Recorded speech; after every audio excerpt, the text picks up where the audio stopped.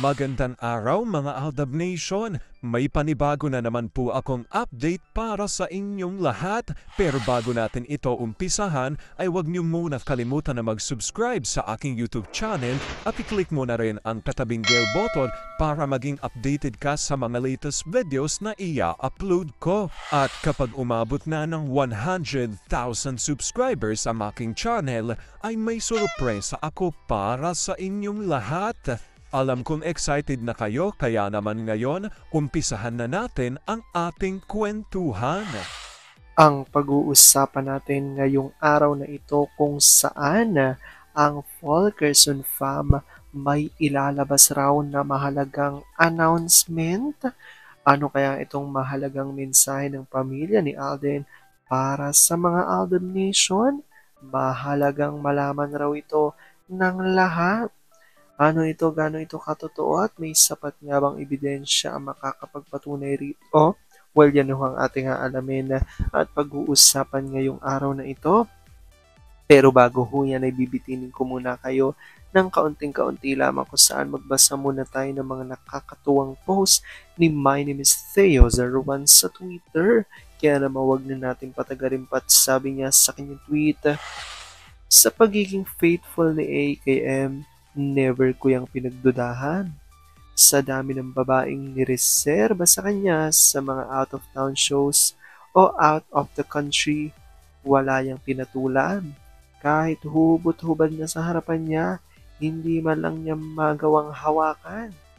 May mga babae bang lumantad na inisyo si A na ikinama sila? Hay nako, ika nga ni AKM, nung iiwan mo ako dahil lang sa walang kwentang issue, magkakasubukan tayo. Alam mo mismong ginagawa ko dahil lagi kitang kasama. Lahat ng ginagawa ko may approval ka. Kahit minsan ayokong gawin. Kung aalis ako, anong magagawa mo? Kung makakaalis ka, tadyakan kita. Mabuti pa. Gaano siya kahibang sa misis? Siya mismo, kabisado niya ang periods ni M. Kailan safe at kung kailan hindi. To the point na kahit si M minsan nakakalimutan niya. In short, alam ni A kung kailan ang mga araw na pwede siyang maka-only shoot nang walang humpay. Yung kahit abutin na ng madaling araw. Alam kong tuwan-tuwa kayo sa ating binasa pero may pag-uusapan na natin ang ating main topic. Oops, wait lang, saglit lang to. May ipapaalala lang ako para sa mga bago pa lang sa aking channel, huwag niyong kalimutan na mag-subscribe sa aking YouTube channel at i-click nyo na rin ang notification bell para lagi kayong updated sa mga latest videos na ia-upload ko at para maging parte na rin kayo ng aking Fanatics channel family. Well, alam kong super excited na kayo sa ating kwentuhan, kaya naman dumako na tayo sa ating main topic. Gaano nga ba katotoo na ang Fulkerson Fam raw ay may ilalabas na mahalagang announcement? Ano kaya itong mahalagang mensahe ng pamilya ni Alden para sa mga Aldab Nation? Mahalaga raw na malaman ito ng lahat. Ano ito, gaano ito katotoo at may sapat nga bang ebidensya makakapagpatunay rito? Well, yan ho ang ating aalamin at pag-uusapan ngayong araw na ito. Alam kong super excited na kayong malaman yan, kaya naman huwag na natin patagalin pa. Una-una na ngay galing sa tweet ni Vampire 2019 at ayon dito, ni-extend nila ang showing ng MMFF kasi yung iba daw walang time manood last year. Pero sa theory ko, in-extend nila kasi halos lahat hindi nga naka-break even. Yung kay VG lang ang sure na kumita. Need nilang i-extend para man lang maka-break even ang iba dyan. Ang iba nga may malaki pang problemang hinaharap. Nahalungkat ang matagal nang nakakulong sa baul. Sarsuela Pamor, Kirat Pamor. Post naman itong Magna Kupit na magaling mangupit. Pa-Lord-Lord pa. Hindi ba nanginginig ang sikmura nito? Dating mga laman nasa simbahan pero ang mga gawain mas sahol pa sa asong baliw. Nagpapaalipin sa sarsuela sa ngalan ng salapi. Sabi ni Beth Jimenez, this proves na hirap talaga ang movie industry. Kaya paano mong paniniwalaan na may movie na kumikita ng bilyones? Sana na carry over yan sa MMFF, di ba? Alda pa rin. Sabi ng ex-creature, yung kay Jinx, kulang pa sa ginastos sa promo, damay si King Cobra. Ines kasi si sa show. Kaya ganon damay-damay na ang mga olats. Deserve. Sabi ni Mirna, palusot pa more ang pa-extend nila. Mga nababaliw na sila sa sarsuelang ginawa nila. Sila ang gumawa, sila din ang apektado.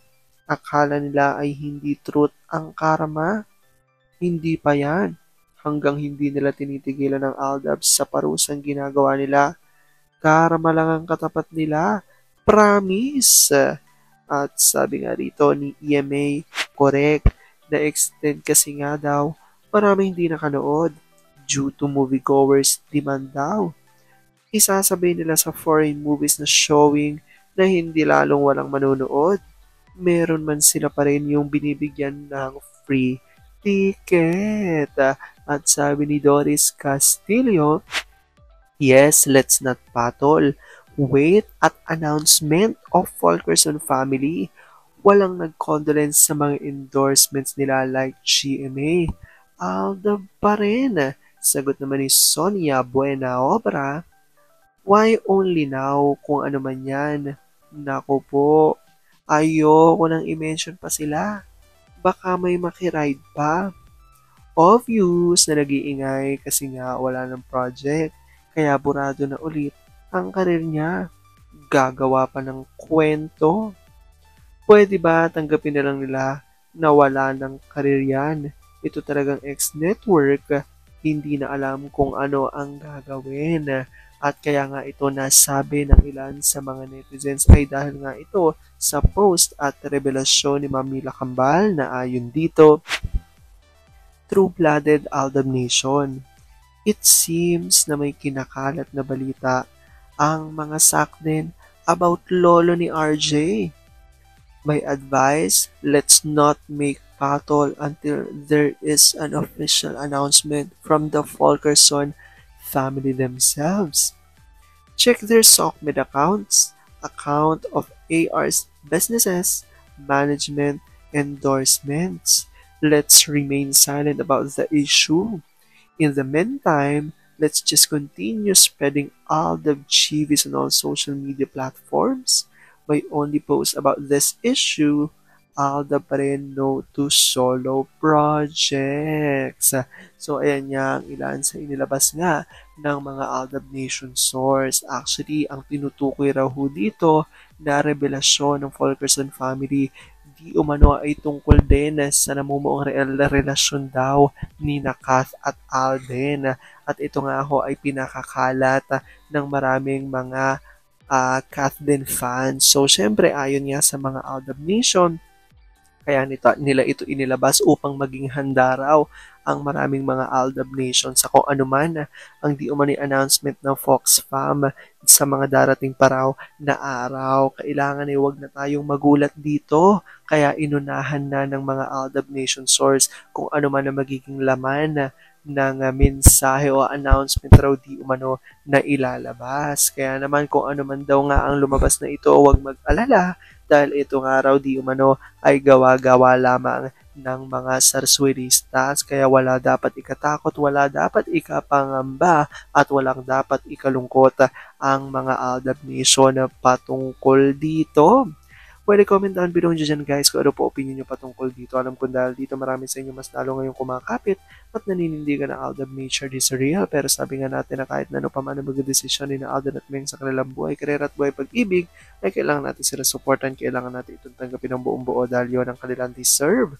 At yan ang aking update for today's video. Maraming salamat mga Aldab Nation. Ingat!